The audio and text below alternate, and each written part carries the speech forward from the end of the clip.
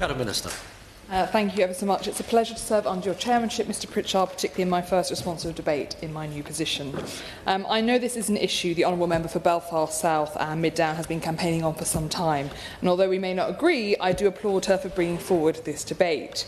We have heard today much about the impact of eligibility and criteria from Honourable Members throughout this debate, and again, while we will not always agree, there were some points well made. Ultimately, I believe there is, however, broad agreement across the House and definitely across the country that we need a system that prioritises skills and talent. People are happy to see migration which helps our economy grow and which supports our NHS, whilst encouraging investment in and protecting our resident workforce. And that is why we now have the highest number of nurses ever, and we were able to increase the number of GP appointments from 2019 to 2023 by 50 million.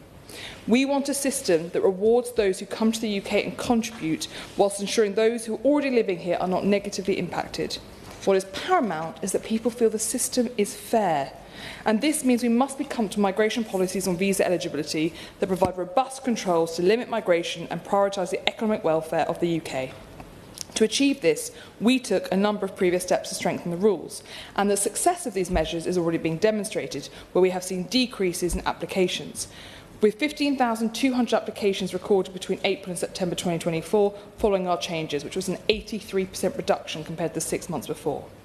Applications for dependents are also considerably down, which in 2023 had got to the point where there were 6 dependents for every 1 worker seeking to come to the UK.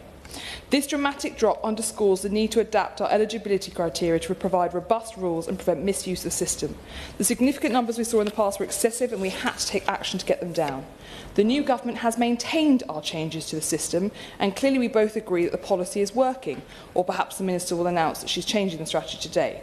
However, I would ask the Minister for her assessment of these reduced numbers, and will the implications of the reduction be taken into account when evaluating other visa categories?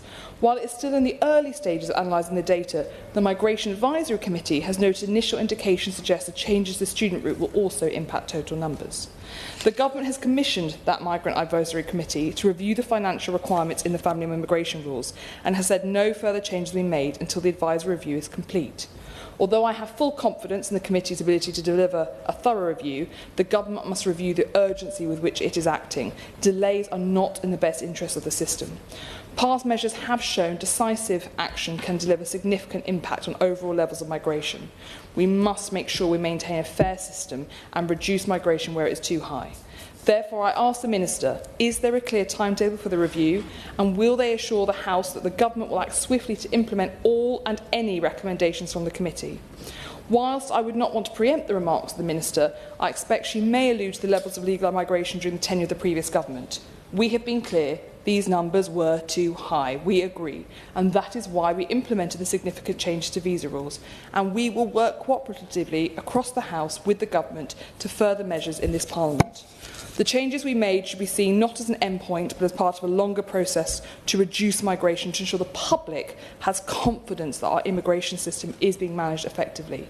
If this process continues to reduce numbers and create a fair and more effective system, it will have our support. As I said, could the Minister kindly also outline if the Government is planning any further changes to our legal migration framework in the next year, either in data collection or visa eligibility? As I said at the start of this debate, legal migration, bringing in skills to key sectors, is not an issue. Indeed, my honourable friend and myself will be the first to back calls for more agricultural workers to deliver the right work we need. When I was in Central Asia, I saw myself the geopolitical benefits of bringing in people for seasonal workers, who also, from Central Asian countries, normally have about a 99% return rate. They want to come, they want to do the work, and they want to return home. And our farmers and agricultural industries want to receive their support. But migration must be managed in a way which protects the interests of the UK and our residents. This includes reducing the total number of migrants, which we accept has been too high in recent years. The reforms made by the Conservatives in the last Parliament have borne fruit, and they have been maintained by Labour. I hope the Minister will build on them and ensure our system is robust and fair as possible. Thank you.